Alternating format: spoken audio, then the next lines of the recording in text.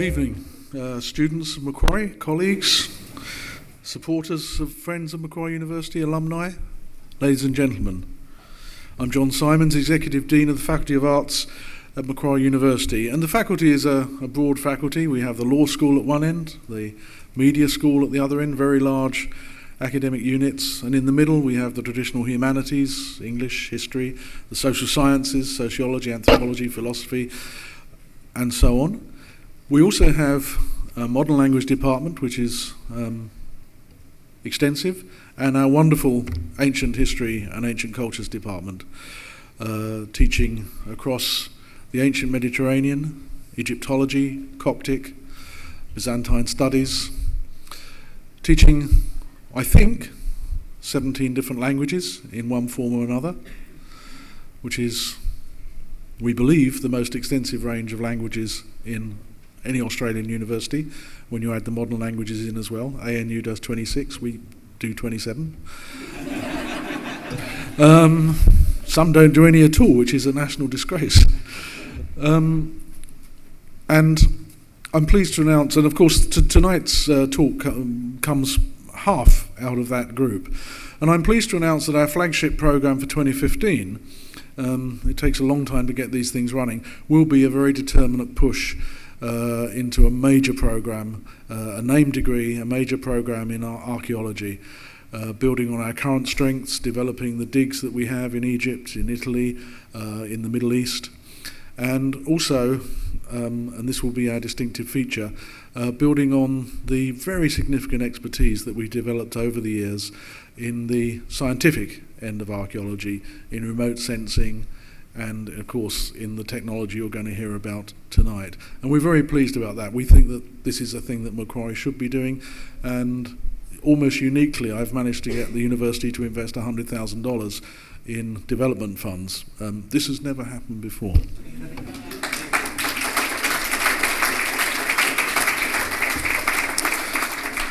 Before we go into the talk, I'd like also to, of course, acknowledge the traditional owners of the land that we're on today, the Darug people, and to pay my respects to their elders, both past and present.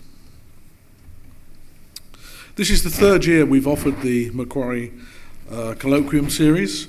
It's organised by our Alumni Relations Department, and as we can see from the turnout tonight, it's proved very popular indeed. This is a wonderful turnout. I'm always pleased if I get 20 people turning up to talks that I do.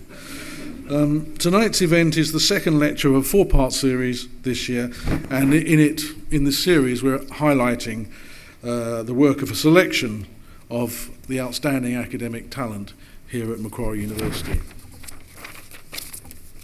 Our two speakers tonight are Professor John Magnussen and Dr Jaye McKenzie-Clark, and as you will see, they're going to share with us some remarkable and in many senses unique research, which grows out of one of those wonderfully fecund relationships which can develop when people from two entirely different disciplines suddenly find that they have something in common and they can solve a problem together.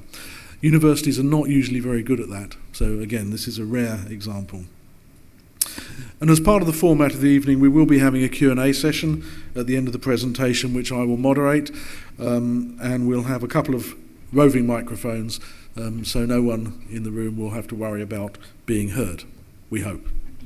Okay, I'd like to just say a few words about our speakers tonight. First, Professor John Magnussen, who is Professor of Radiology at Macquarie University Hospital. He qualified in medicine and then went on to complete a PhD in nuclear medicine and biomedical engineering at the University of New South Wales. He brings extensive experience and served in Norwest Private and in the Royal Australian Air Force, where he was a squadron leader and specialist reserve, and then at the Sydney Adventist Hospital. He's a serial entrepreneur, a computer programmer, a photographer, a book editor, a medical practitioner, a member of the specialist reserve of the RAF, and sometimes a radiologist and a researcher, with interests ranging from bones to liver cancer and more recently material science and archaeology, which is the subject for the talk tonight, of course. He has a fascination for imaging and electronics and a habit of combining them in unusual ways, not least of which has been his recent work on ancient ceramics. as well as has recently started a photography studio. He was originally trained in architectural design and he started building with electronics in primary school, and his first paid employment was assembly language programming for AAP Reuters at the age of 12. Gosh. According to John, it's been downhill from there. But he has a track record of wanting to buy and play with increasingly expensive tools. And of course, if you're in a university hospital, that's a pretty good place to be if that's what you like doing. And in his work, he takes the sort of pictures that other people can't or won't. More recently, he's selling free Wi-Fi, which is not meant to be a variation of selling ice to the Eskimos. Okay. And he is supported in all this by his wife, his 3 wonderful children, and a small dog, who unfortunately isn't here tonight. John is joined by Dr Jaye McKenzie-Clark, who's the director of Macquarie University's Australian Carceli Archaeological Project, which is a dig in a massive and largely unexplored Roman city. Jaye's a consulting archaeologist, a potter, an artist and a ceramic specialist with a preference for taking the road less travelled. She was originally trained in architectural design and construction. She moved into animation and in turn, for a time, worked in London for Paul McCartney. She's illustrated children's books and has had several solo painting and ceramic exhibitions. She grew up in her parents' photographic studio and was continuously amazed at the image that appears miraculously from a blank sheet of paper when it's developed. I suppose students don't get that anymore, do they? This sense of curiosity and wonder continues today as she uncovers and studies the material culture left behind by ancient civilizations. As a result of her collaboration with John, Jaye has grown accustomed to the strange looks from hospital patients and staff alike as she carries yet another crate of ancient artefacts into the CT scanner. While Jaye's daughter has inherited her mother's stubbornness and determination, it appears that enthusiasm for the ancient world and archaeology is not a genetic trait. No. But it's my pleasure now, you've had enough of me, to invite John Magnussen and Jaye McKenzie-Clark to present their talk, Touch History.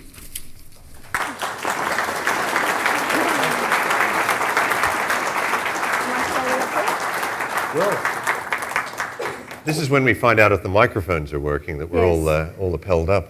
We're debating whether I should stand on the platform and John should stand down here, because then we'd be about the same height. It may well work. We'll see how the evening progresses.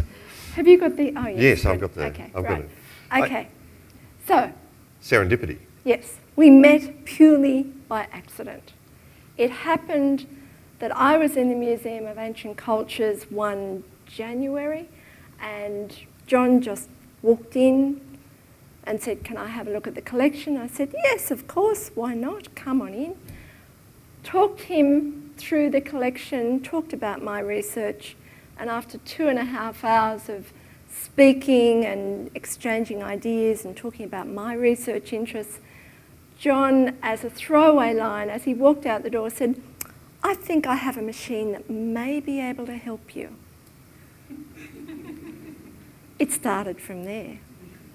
Well, So- I thought it would be helpful, and Well, it was. we'd put in all this wonderful new equipment in the new hospital, and we're looking at what we can do with it, because it's okay to stick with medical science, but there's lots and lots of other interesting things to do. And as you heard from the lovely introduction from Professor Simons, both of us like putting our finger into lots of different pies and dabbling in lots of different things.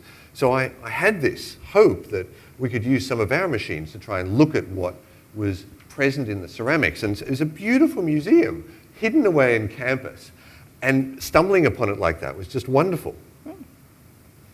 Just as well you did. Yeah, that's right.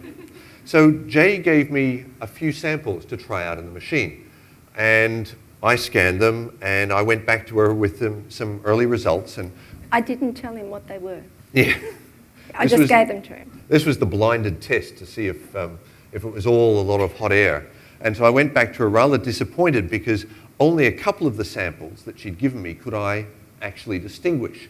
Other ones looked very much the same, and I really didn't know what was going on.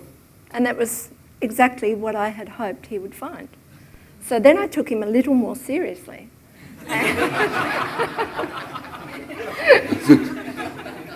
Jaye doesn't have a problem with height. No. So it started from there, and tonight's talk is going to be about 3 different projects that we're working on and which we've had a lot of fun doing, and hopefully you will, when you see, understand a bit more about why we make a track between ancient history and the hospital. I'm sure there is going to be a groove in the footpath very soon because we are constantly walking backwards and forwards. Think how fit we're going to be. That's great. Yeah. Working for the environment. A greener archaeology. Yes. All right. Do you want the first slide? Which is that one on the right. Right. Okay. Pottery is the most common artefact on any ancient archaeological site. It is the material that generally gives excavators the dating information about the site. Why is there so much pottery? It's because once clay is heated beyond 220 degrees Celsius, which is very low in the firing cycle, it changes physically and chemically and can't be recycled. So unlike metal and glass, in ancient times, those 2 commodities were recycled, pottery isn't. So we have an untold amount of pottery on ancient sites. So what you're looking at there is a rare collection of vessels because usually what we have are fragments of pottery. So really the problem is that we often don't have a lot to deal with. And that was where this idea of trying to have non-destructive techniques comes in. Because if you don't have a lot to work with, well, maybe you don't want to use up the bits that you've got. And as you can imagine, those pots there survived for a very long time. I was wondering if I could ask my eldest daughter to come up. Annabelle, could you come up for a minute and help me? Because as you can imagine, for pots that are a couple of thousand years old, things go wrong over time. And they don't always survive. So Annabelle, I was wondering if you could come up here and do the honour of hitting the bowl. I'll just, the OH&S does come in, so I'll just give you some safety glasses. All right, so I'll hold this steady. I want you to hit right there and not my hand. Oh, this is a tough one. Go again. No, go again. All right, okay. All right. Okay, be careful. If you hit my hand, I'll remember. Oh, okay. Thank you very much. I'll take the glasses. That's one of the few times where I'll say that's wonderful, Annabelle. So, as you can imagine, this is what we're left with. This is what we have to try and analyse. And what's getting, if we're passing around at the moment? Yeah, we're passing around some ancient sherds.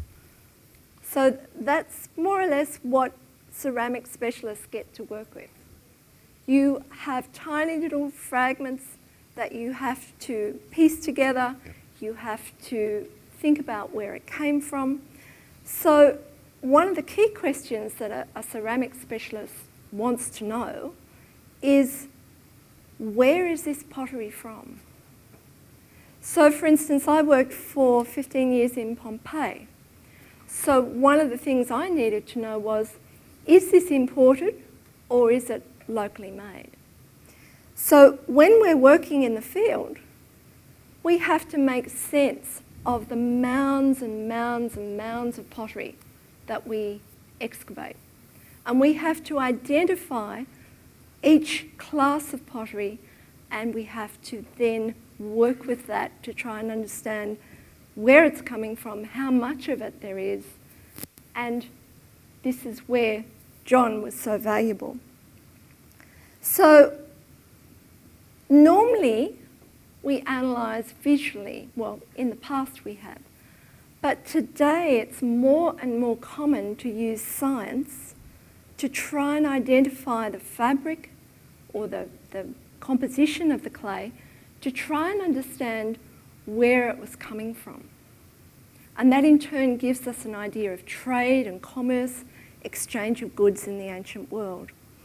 So 2 common ways of using science to analyse the composition of clays to find out their provenance are to use thin section analysis, where you take a large chunk of the ceramic, you put it in a receptacle, you then fill the receptacle with resin, and when that resin sets, you can pull out the block with the pottery inside it, and then you slice it very finely with a diamond saw, and then polish it by hand until it is a minute fraction in cross-section. You can then look at that pottery under a microscope, a special microscope, and you can identify the minerals, and they in turn may give you a key indicator of the provenance or source of that pottery. So this technique means that we take some of the original sample and use it to make a thin section. Another really accurate technique, which gives you the composition of the clay in terms of major and minor elements, is to use an ICP-MS machine. Very long technical name for a machine that gives you minute readings of chemical composition.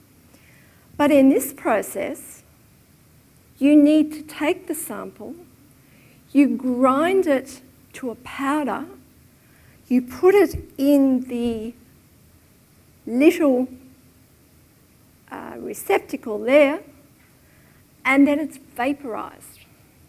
So you are taking ancient artefacts, you are grinding it to within an inch of its life, and then you're vaporizing it. It disappears. So these techniques, although they give you good information, don't bode well for ancient artefacts. Limited life expectancy, really. And this is common. In the past, archaeologists have looked just visually and made a guess, but now we can actually pinpoint where these items are coming from. But it's really important to understand that the more we do this, the less we have of the ancient world. So, as I said before, I worked in Pompeii and have still working on material from Pompeii for 15 years. And the 2 classes of pottery that I worked on in Pompeii are a type of pottery called sigillata, which is a red glossy tableware made from very fine clay. It's made on a potter's wheel, and then it's dipped into a liquid clay with iron oxide and then fired in a kiln with lots of oxygen in the kiln. The other kind of pottery I worked on is black gloss, and it's made in supposedly 3 different areas: Campania, Etruria and Sicily, and it dates from the 4th century BC, whereas sigillata dates from the end of the 1st century BC. The difference between the 2 is a technique of firing. They're both made on a potter's wheel. They're both made by dipping them into a liquid clay slip to cover them. The red pottery is fired in a kiln with lots of oxygen. The black pottery is fired in a kiln where the oxygen has been reduced by closing the dampers to the kiln, closing off the air supply to the kiln.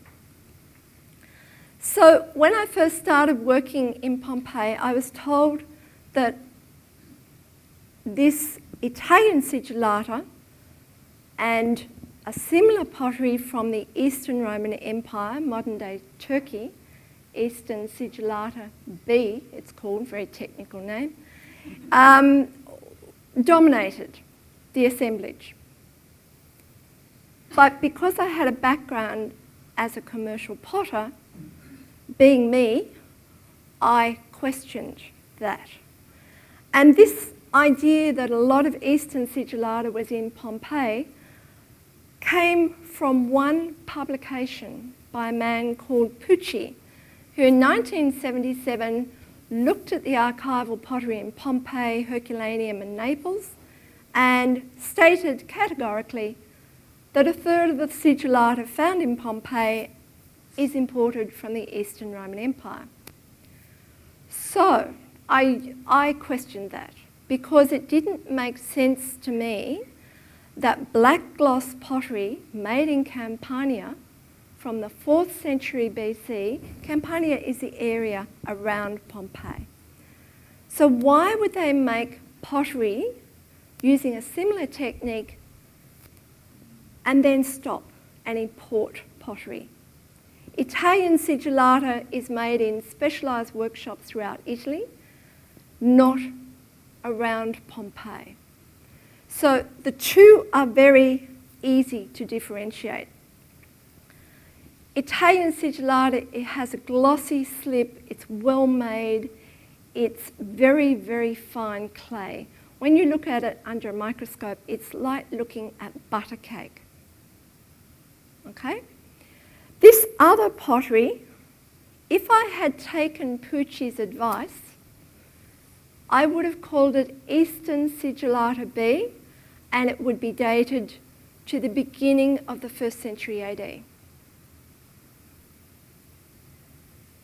It's not as well made. The clay is rougher. It's more like sultana cake, if you like. It's got bits of stuff in it. And it's quite different. But normally people would call it Eastern Sigillata B. So any archaeologist working in Pompeii would be able to date any red slip pottery from the end of the 1st century BC, Italian sigillata, and later. Okay. Through my PhD research, I was able to determine that this wasn't true. I can't see from here without glasses, thank you. 50.8% of this red slip pottery in Pompeii was made in the local area around Vesuvius. You're going to have to help me again. 46.3 is Italian sigillata, the better quality red slipware coming from specialised kiln workshops throughout Italy. A small amount of Gallic sigillata imported after AD 40 is found in the area that I studied. African red slipware accounts for 0.5%, and unknown provenance 1.2%.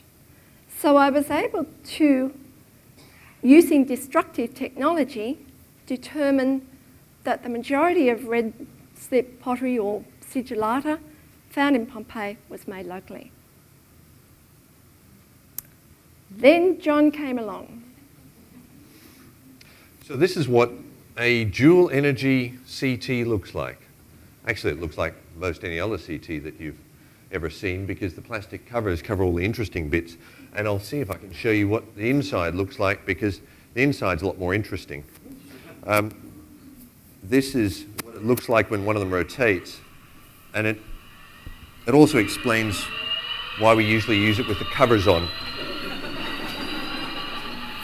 It's like one of those jet boat rides. Please keep your arms inside the vehicle whilst in motion.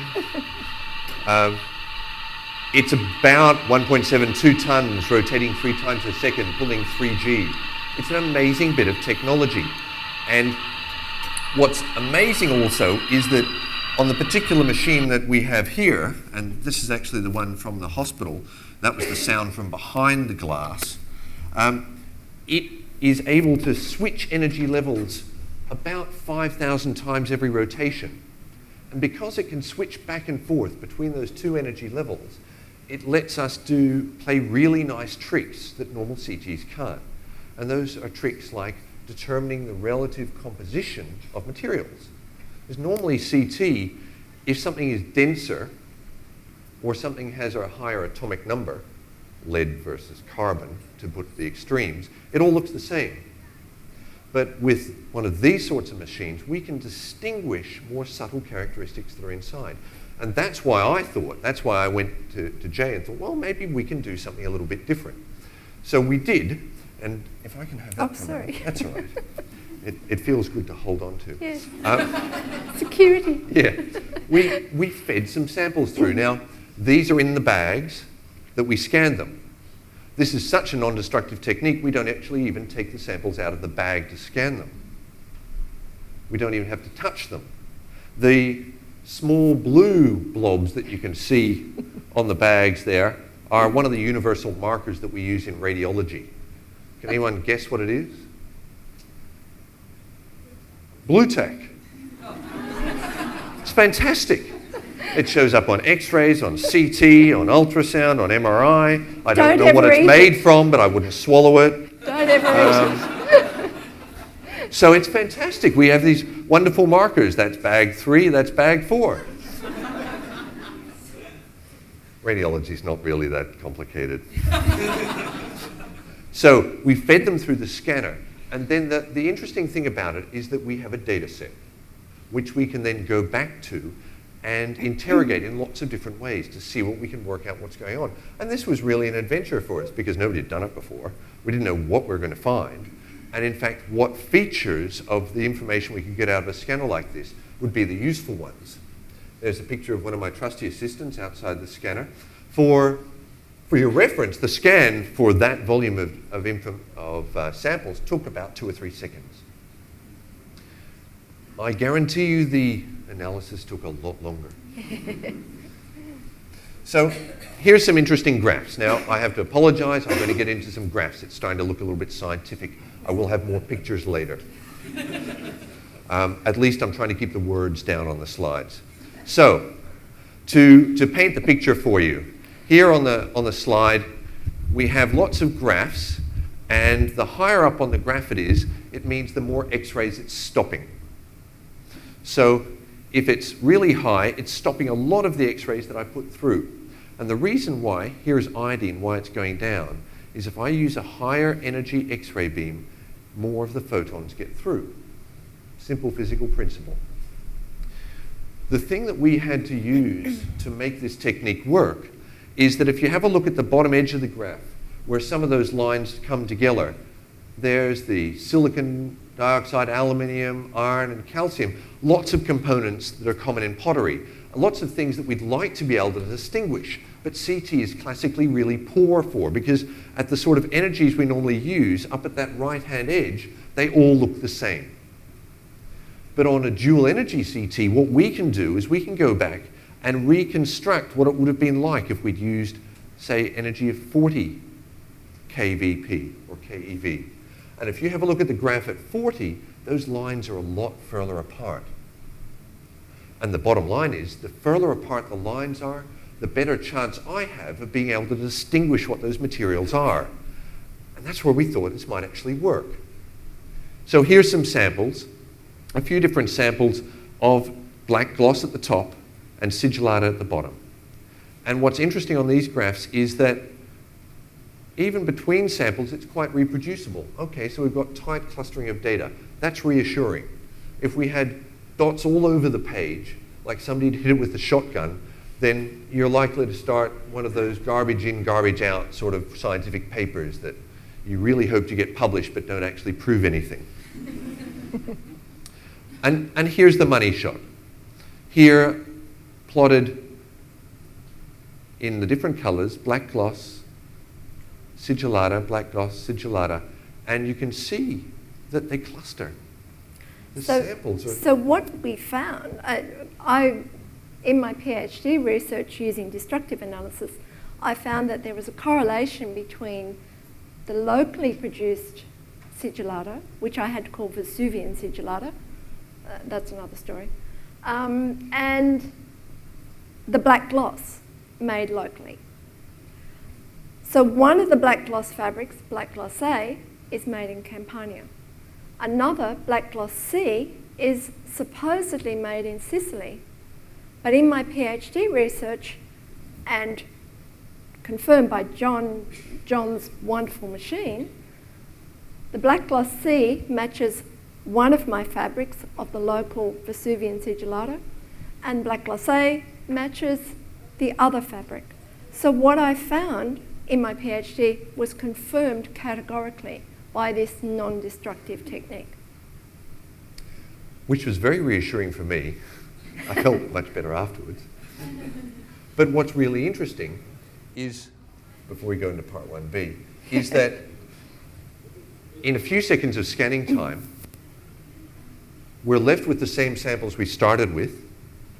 We didn't grind any of them to dust and pulverize them with an ion ray, and we can come back and look at them again. So that was a really exciting step forward, and that's what prompted the next part of the journey. So we now have that data, and we can go back at leisure to look at it. So yeah, based on that, in 2011, a team from Macquarie University was given permission to do a field survey in Carcelet, a site that John Simons mentioned initially. And this is an ancient Roman town settled in about the 2nd century BC and thought to be destroyed by an earthquake around 250 AD. It is a huge site. It's very hard to... Yeah. If you point out the amphitheatre... If I walk you through the site. Okay, we have the amphitheatre, the theatre, the amphitheatre, and the forum here. It might be better if you use the pointer up here, then both sides can see it. I was finding fun and games walking between the two sides. Yes. All right. Okay, so theatre, amphitheatre here, and the forum over here with temple complexes here. Now, Carcelet is quite a large town. It was a thriving hub during its lifetime. It's similar to Pompeii in that it has never been resettled since it was destroyed, and it's just a fraction smaller. But as you can see, it's largely unexcavated. It has been had a few excavations around the forum and the theatre complex in the 60s and 70s.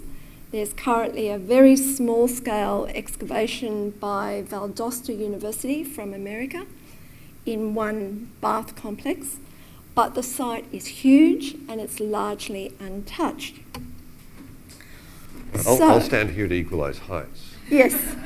Okay, so Carcelet is just north of Rome. It's about an hour by train and bus. And the reason Carcelet is so important is because it's on the ancient Via Flaminia, one of the main roads leading out of Rome to cross Italy to the Adriatic. So this is a really important city. It was a trade hub, as you will soon find out. The city itself is rolling green hills currently. The superintendent doesn't have enough money to mow the grass, so they let the sheep do the work for them. So the local shepherds are allowed to graze their goats and sheep on the ancient site. Very few tourists, unlike Pompeii, so if you're in Italy, go and see it. It's wonderful. So here we have the ancient Via Flaminia. This is the road that was built in Roman times, leading out of Rome across Italy.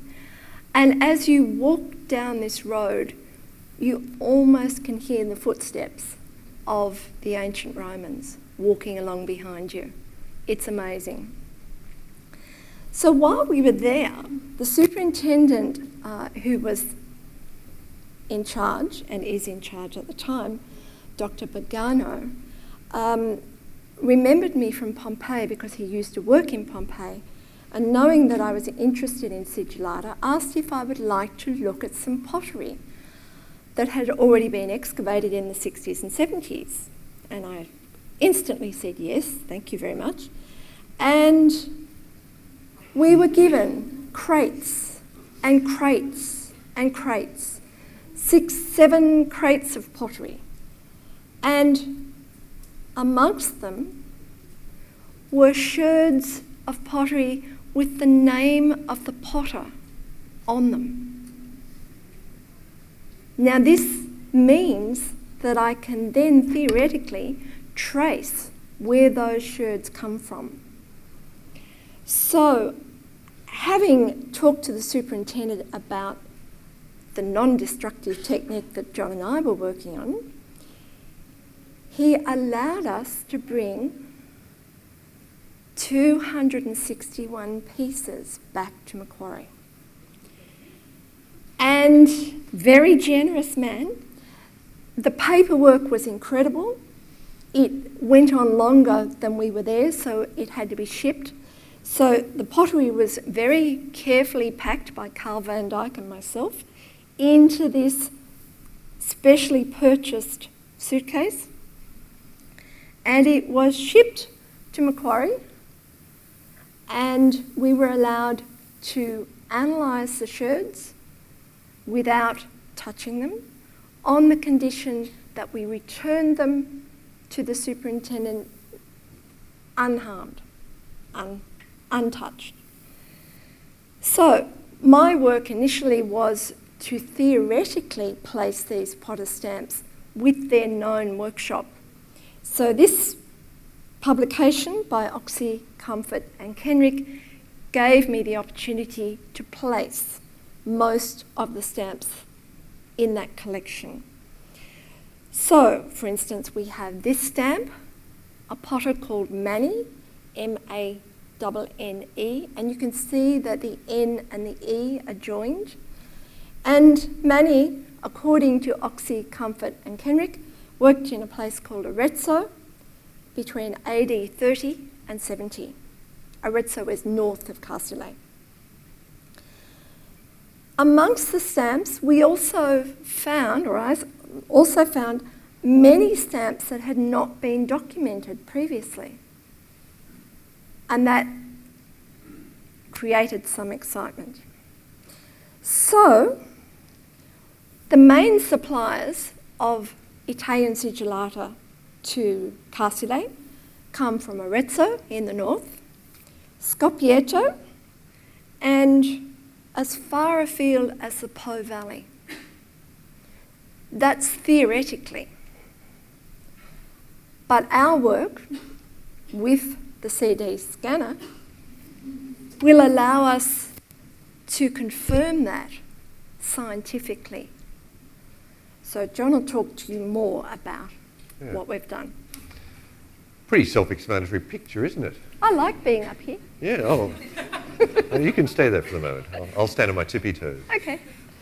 So what we did, of course, and the only reason why we got access to these samples is because we didn't have to grind them into dust and pulverize them with an ion beam and return what was left over, which the law of diminishing returns is pretty poor for ancient sites like that. And that's all right if you take the short-sighted view of what we're doing this week, but there are generations to come that want to keep on looking at these, and it would be nice to actually have a growing set of resources rather than a shrinking one as you keep cutting bits off the coin to analyze it. So here we have, I haven't even counted, perhaps 60, 70 samples lined up on the scanner. And the scan of that took 12 seconds. So far, the data set is sitting at about 46 gigabytes and is growing. Jaye and I have a bit of work to do.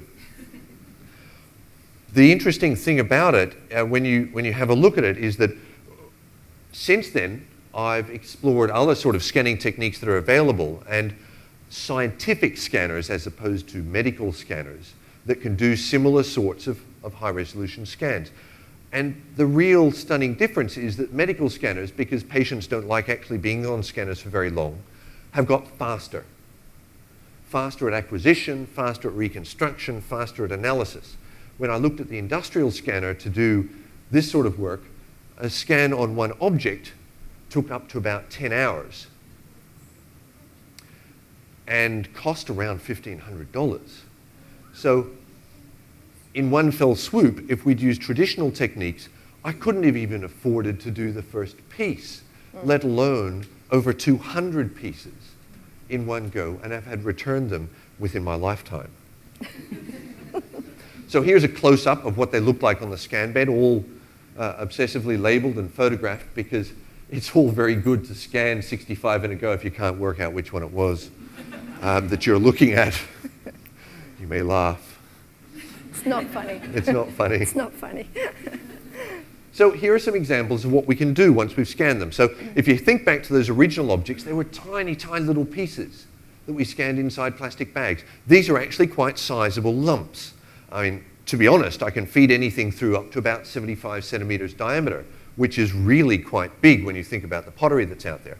But this was perhaps 6 or 7 centimeters in diameter. And all of those circles that you can see across there are individual points that we've gone on and analysed to try and work out what the composition is.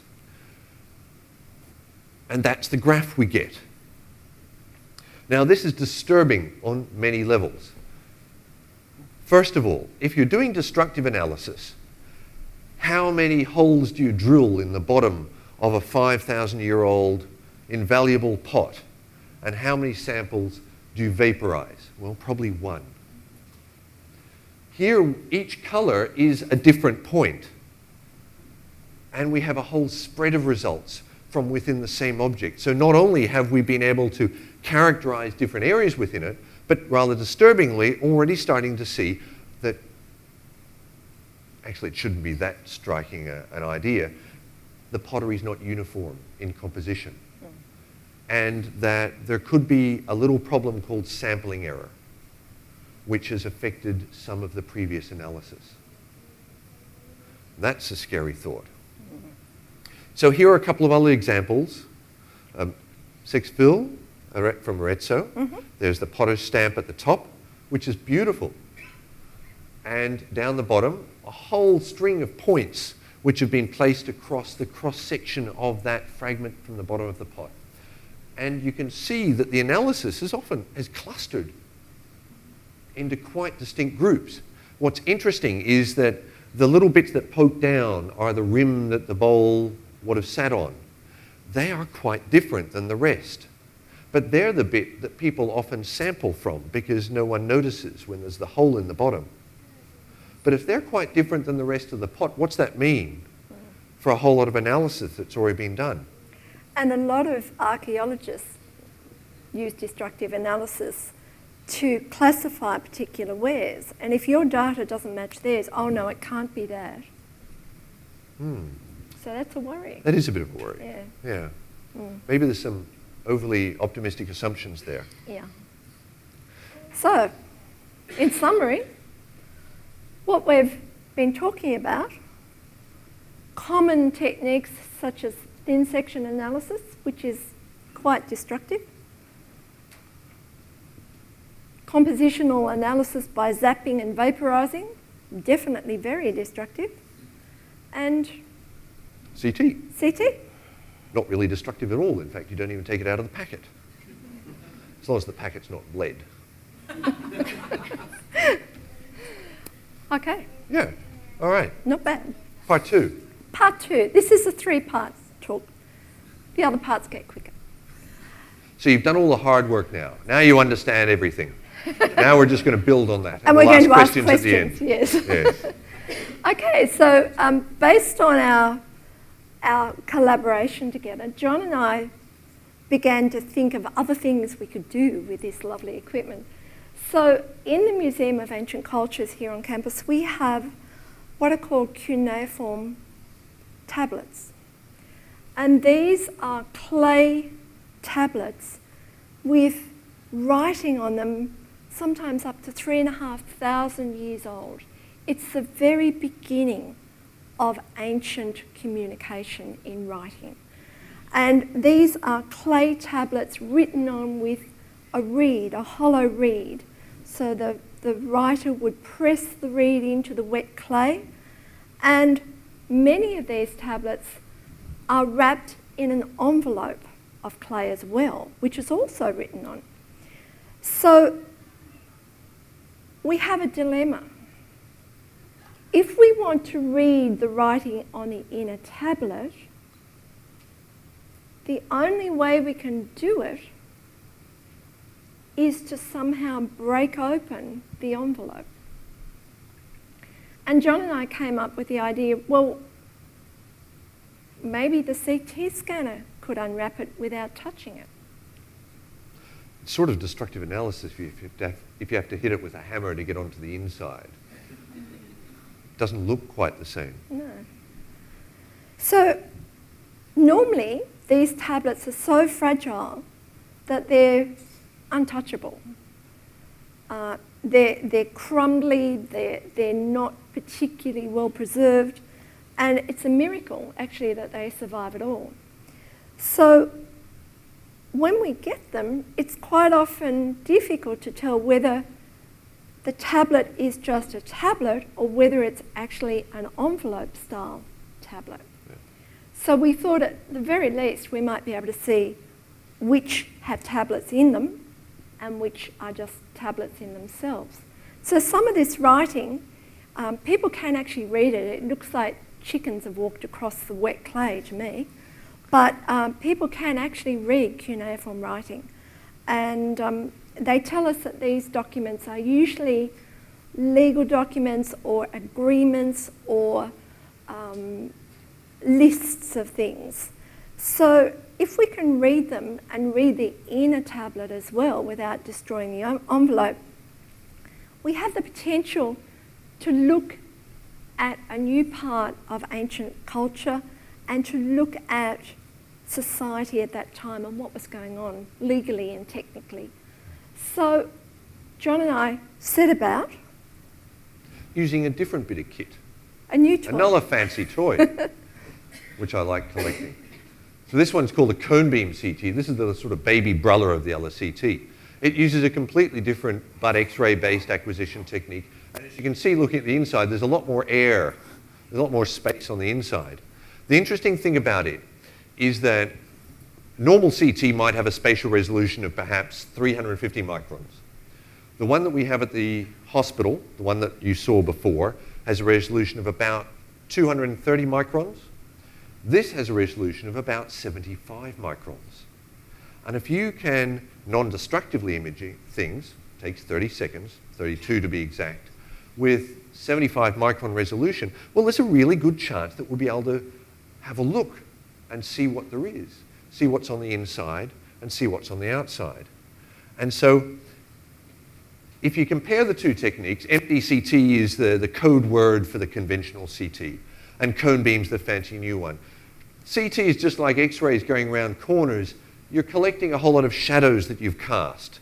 In this case, shadows of my wrist. And the interesting thing comes when you take slices through it. So if you go back to there, it's all a blur. If we just X-ray a cuneiform tablet, it'll look about as blurry as my wrist. But I can take slices through it, 75 microns thick, and you can see the tiny trabecular detail, the tiny bits of bone that make up my wrist. Hopefully not looking too bad. And, well, if it's that good on my wrist, at least it's worth a try on one of these tablets. And so we did. We did. Yeah. So we were able to look at quite a few tablets. We could identify which ones had envelopes inside.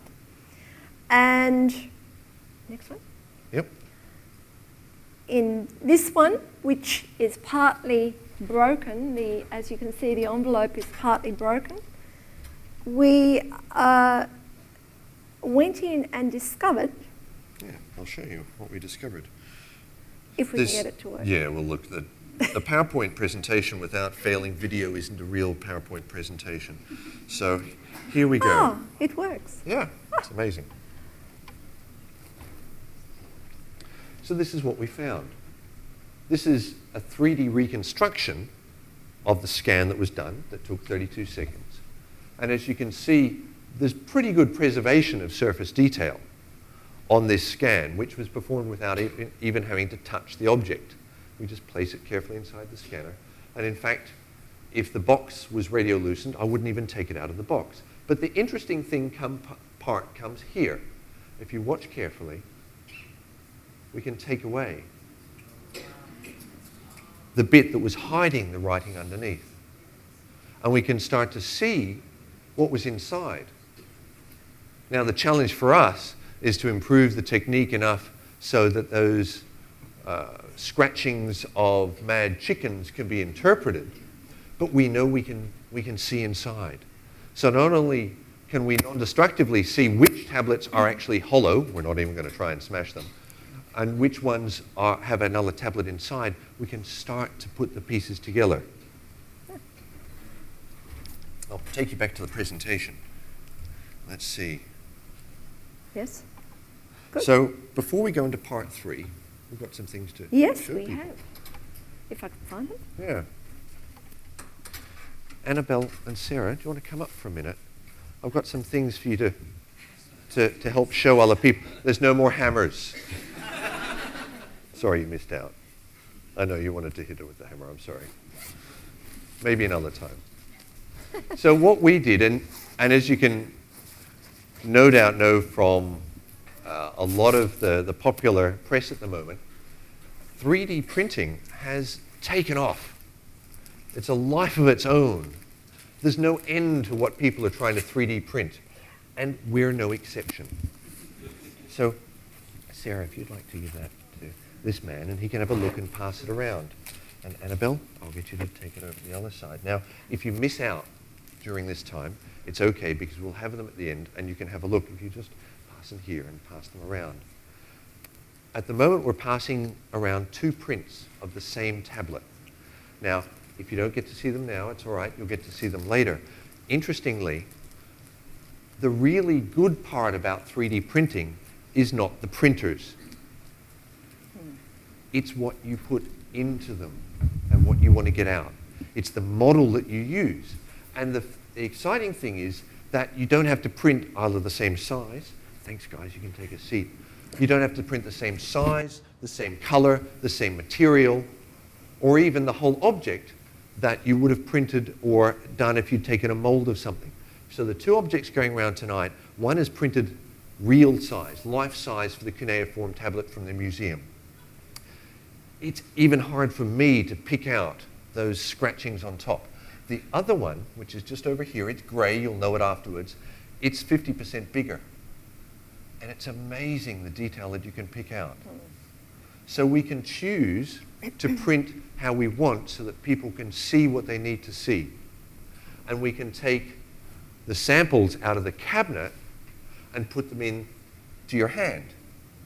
So for the first time, you could take a crumbling object that would fall apart in a few minutes, reproduce it, and let people actually see it and touch it. What was it like, Annabelle, to touch history? Good? Good. Yeah. She didn't know she was going to do that. That was it wasn't a prepared answer. And as you can imagine, because the techniques involved are so non-destructive, it's really limited by our imagination about what we can scan and analyze and reproduce. Now, the cuneiform tablets are, for the most part, solid, but lots of other things in the museum. It'd be lovely to see what there is on the inside. And with CT, we can. We can slice and dice and reveal what there is inside, which is a pretty exciting prospect. It certainly is. Yeah. And the nice thing about reproduction of artefacts is that you can take really valuable items out of the museum cabinet, and you can give them to students to touch, to feel, to see with their fingertips. And this bowl, for instance, even I feel nervous handling. It's a very beautiful mould-made bowl. It's made in southern France, about AD 20 to 40, and it was very generously donated by one of our guests tonight and her late husband. This bowl is intact, except for, you can't see it. I think one of the other pictures shows it. The other picture does. except for one tiny little hole in the rim of the base, where some very brave person drilled out a sample to test if it was the real thing. I would not have done that in a million years. But anyway, so this is one of our prized possessions in the museum. And John and I decided that, with John Simon's encouragement, decided to scan it. So I very gently put it in a crate full of foam bubbles and transported it very carefully down to the hospital. We left it there, we didn't touch it, we didn't move it. We scanned it in the box. We scanned it in the box. We put it on the scanner, we moved it into the scanner, brought it out, I took it back, put it very carefully back into the case, and Then we had some fun. then we had some fun. So can we ask John Simons, please, to intervene? I forgot this. Oh, do you? Oh, yes, you don't have a mic. He doesn't have a microphone. I spoke earlier about what a fabulous ancient history and ancient cultures department we have at Macquarie, one of the best in the world in my opinion, and in other people's opinions whose opinions actually matter. And part of the reason for that is that we've been very blessed over the years with some very, very generous friends and sponsors and donors. And it's a great pleasure tonight to acknowledge the most generous sponsor that we have by a very long way, Mrs. Janet Gale. And she and her husband Bill have had a late husband Bill over the years, I won't embarrass her by saying how much, but have donated very, very, very significant sums to the Ancient History Department. Our Australian Centre for Ancient Numismatic Studies, which has the most significant collection of ancient coins in the Southern Hemisphere, derives entirely from their generosity, as does the money to keep it going, and the fellowships which are attached to it, enabling numismatic knowledge to be furthered. Each year, one or two people get the opportunity to pursue their studies in Europe through the British School in Rome as a result of Mrs. Gale Travelling Fellowship. And Janet has been a friend in many other ways too. And it gives me great pleasure tonight, Janet, I'm sorry to embarrass you, to make a small presentation to you, which I would like you, if you don't mind, to open now so that I can say a few words about it.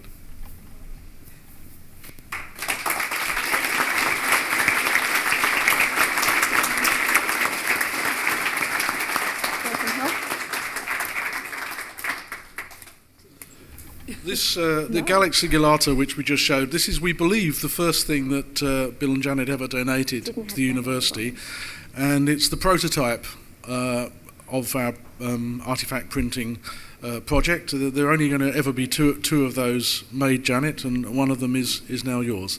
So thank you very much, Janet.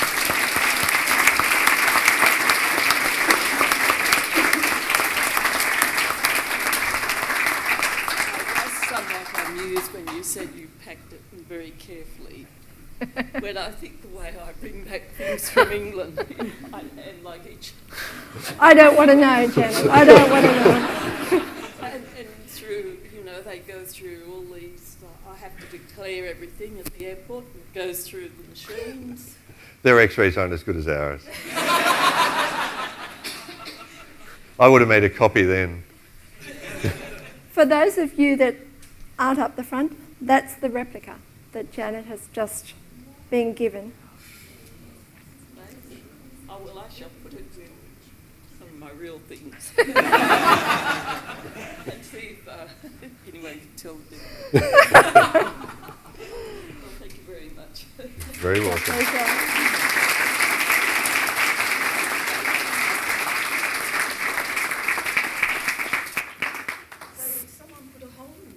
Yes, didn't you know? We probably should have mentioned that before. I must look at them. Yes, it's The whole that they the whole drill- is authentically reproduced. Yes. Except we've put Macquarie University logo on the bottom of the pot, just so Janet will know which is which. No, certainly not. So in conclusion, we'd like to acknowledge and thank Professor John Simons for his help and support in what we've been doing, Macquarie Medical Imaging Centre, the superintendents of Pompeii and Umbria, without whom this exciting work wouldn't have happened, and of course the Italian Ministry of Culture, who allowed the pottery to be let out of the country. Amazing. I've never heard of anybody getting anything out of Italy. Not legally, anyway. So I guess it's question time. Yeah. So thank you very much for listening so attentively. It's an exciting journey for us, and we're really only at the beginning. As you can see from where this technology might take us, we're just scratching the surface. So I think that the opportunities for us from an analysis point of view, and also from our ability to share history and put it into the hands of another generation is extremely exciting. I agree.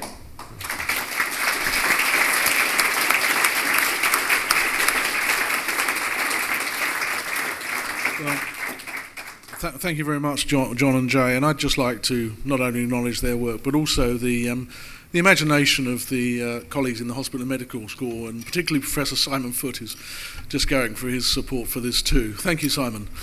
And it's just as well I got that out, wasn't it? It was. You have to be fast. And as I say, it does go to show universities are notoriously bad at collaborating across disciplines, and it's a long, long way from ancient history to CT scanning. But we made it. Yeah. We made it. So we now have a few minutes to for you to ask any questions of John and Jaye, and they will endeavour to answer them. Yeah. Okay. Someone there, and then someone at the back. Now remember to keep on passing around those cuneiforms in the meantime, because there's nothing quite like touching them. Okay, yes. What's next? What's next? Oh my goodness. Well, Limited only by imagination, I'm afraid, and we both have quite active imaginations. So, well, we're already being lucky because the university has awarded us two grants just about a week ago to do more work in this area, to scan and print more objects, and our intention is to have an exhibition in which you can actually touch history. And he's got a new toy as a result of it. Oh yes, I love toys. Yes. And yet another scanner. Yes. Okay, yes, please.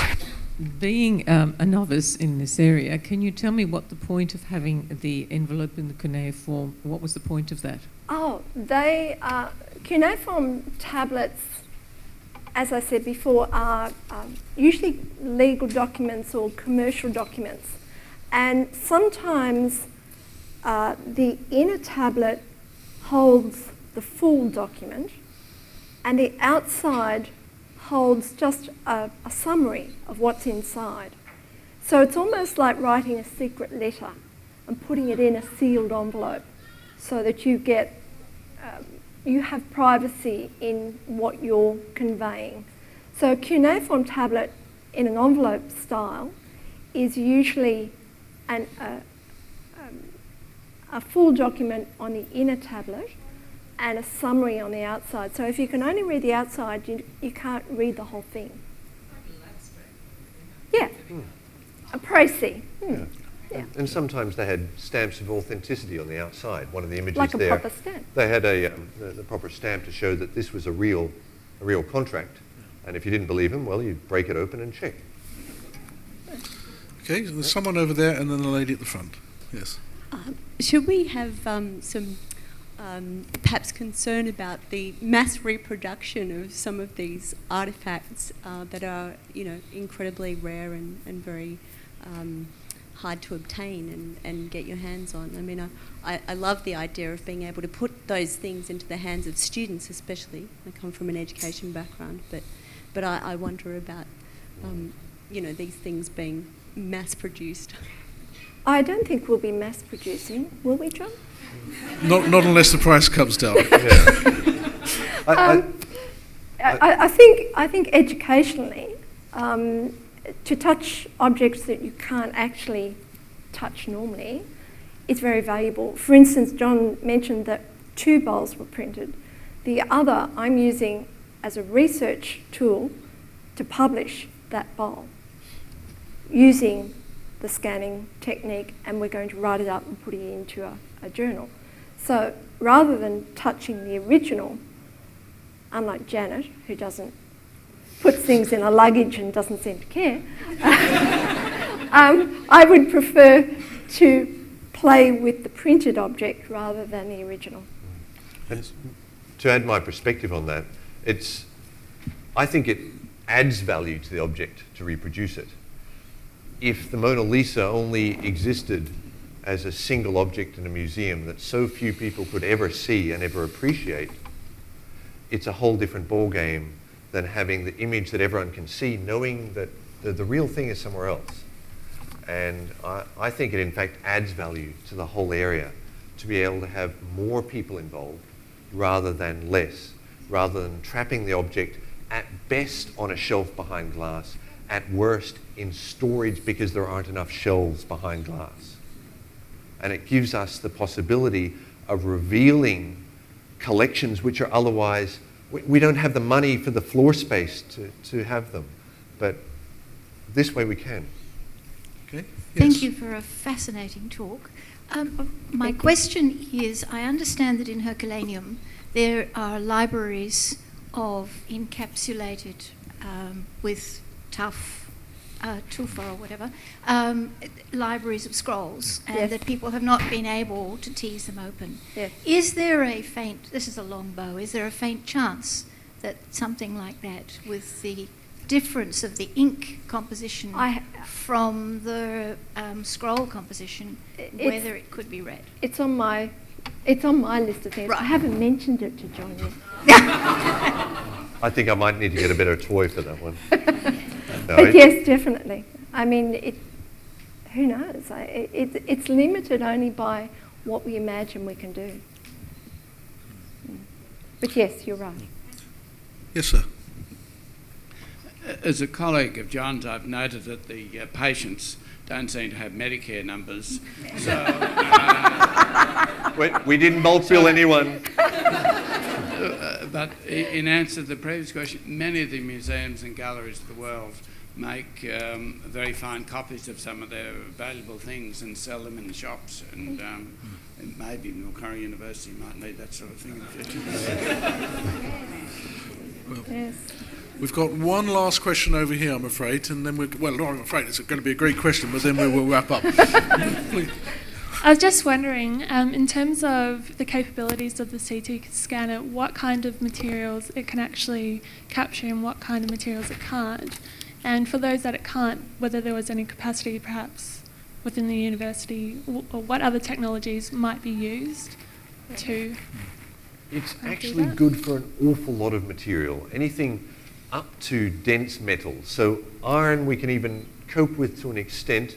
Copper, bronze, brass, that's fine. Glasses, unless there's an awful lot of lead, are fine. Lead itself, of course, completely stuffs things up. It just stops all the X-rays.